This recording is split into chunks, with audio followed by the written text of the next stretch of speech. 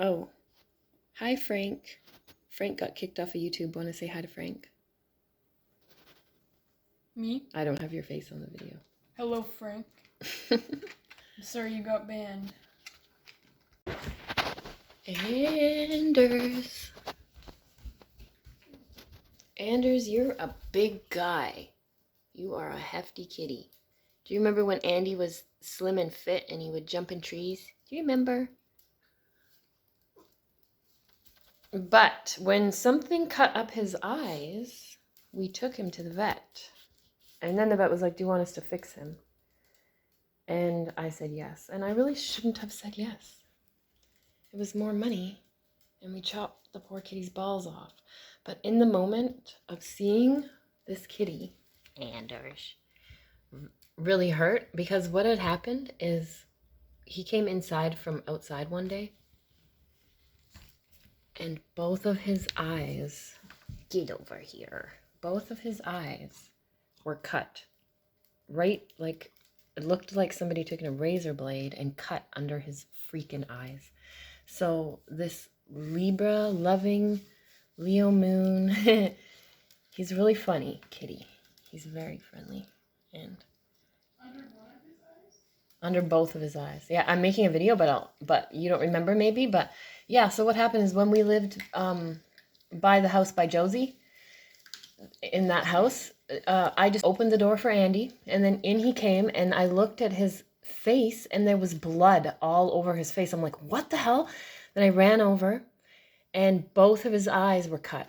Like, not his eyeballs, but right under his eyelid, the very bottom of his eyes was cut on both eyes, and it looked like he was crying blood. And I was instantly like, oh my God, like, what happened? I'm trying to figure it out. I was looking closely, rubbing around his eyes, wiping some blood off to see if I could see what had happened. And I could see that his eyeballs were okay, so I knew he was just cut somewhere around his eyes. And then your daddy took him to the vet. And that was the same day that I found the dead, beautiful, beautiful dead cat in our driveway. So do you remember that cat? Do you remember it was it looked like Fluffy? It had really long hair and it was all different colors. And when we first moved there, Josie down the road, she took you to show how that cat had kittens. So then she took you behind our backyard, and I was watching from the window, and she took you to see these neighbors' cats. Anyway, that mum cat, I found that mum cat dead in our driveway. I looked outside one day and I'm like, what the hell is that? And then I ran outside, and it was the most beautiful cat that we loved dead in our driveway, our neighbor's cat. And everyone in the whole neighborhood knew that was our neighbor's, that cat lived at our neighbor's, right? So then I put that cat in a shopping bag, in like a reusable shopping bag thing. And I carried it over to the neighbor's house where I knew the cat had lived. And I knocked on their door, and it was really early. It was 6:30 in the morning or something. But they were rednecks, and they were always up like chopping wood early and stuff, so I knew they'd be up. Eventually, two guys come to the door, the two scary looking fucking redneck guys. And I said, hi, I'm really sorry, but I found that beautiful cat that you guys have there passed away in our driveway this morning. And I expected one of them to care, like one of them to be like, oh no, our cat. And the guy's like, oh, that's not our cat. I didn't expect that response. So I'm like, yeah, this is your cat. The cat that's been in your yard since we've lived here for like 2 years. So I assumed it was your cat, and so does everyone else in the neighborhood. Okay, well, should I go knock on every other neighbor's door and ask them if it's their cat and see what they think? That's what I said to him. And he goes, oh, for Christ's sake, just give me the bag. I'll throw it in the compost pile. That's what he said to me. So I was just, wow. That's the response I got from that. And that was the same day that we found Andy with the bleeding eyes. So what I thought, instinctively, intuitively, I already didn't trust those neighbors, and I thought, those fuckers poisoned their cat and hurt our cat, something to our cat. And when the vet looked at the cuts on his eyes, the vet said it could have been a raccoon or something, but they were two perfect cut marks right under both of his eyes in the same spot. And you know how friendly he is, right? Andy would let anyone pet him or do anything. So the only thing I thought was, did those fuckers cut my cat's face? I instantly thought that. Poisoned their cat, and they cut my cat's face. And now they're throwing the cat in the compost pile. So I 100% reported those people. But I didn't want to report them until we moved, because that's how scared I was of those scary redneck guys. Okay, they're going to throw their beloved cat in the compost pile. And mine's at the vet right now with his eyes bleeding. So anyway, the day before we moved or something, I phoned the what's it called? The SPCA investigative unit.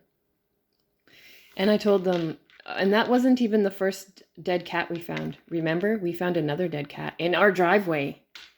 In our driveway. And it was a black cat. It was pure black.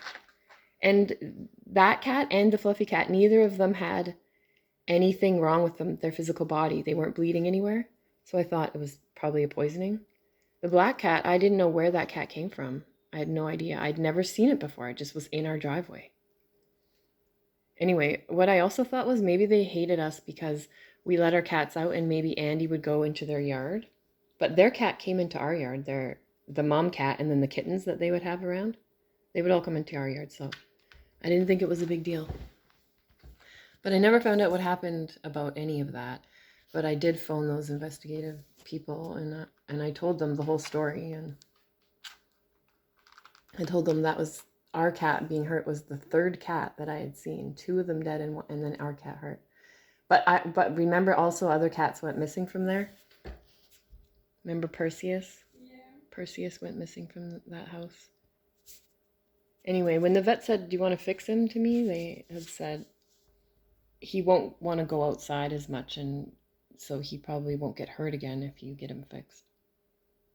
And that's the main reason that we were like, okay, you can fix him.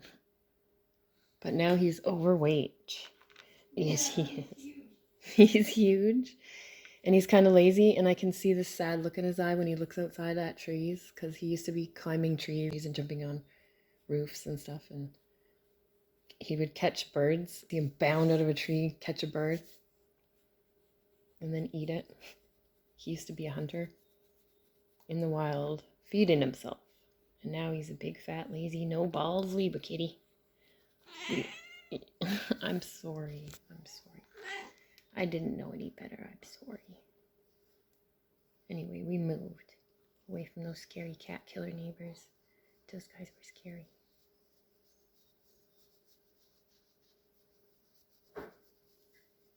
And now you can't kill any more birds. No, you can't.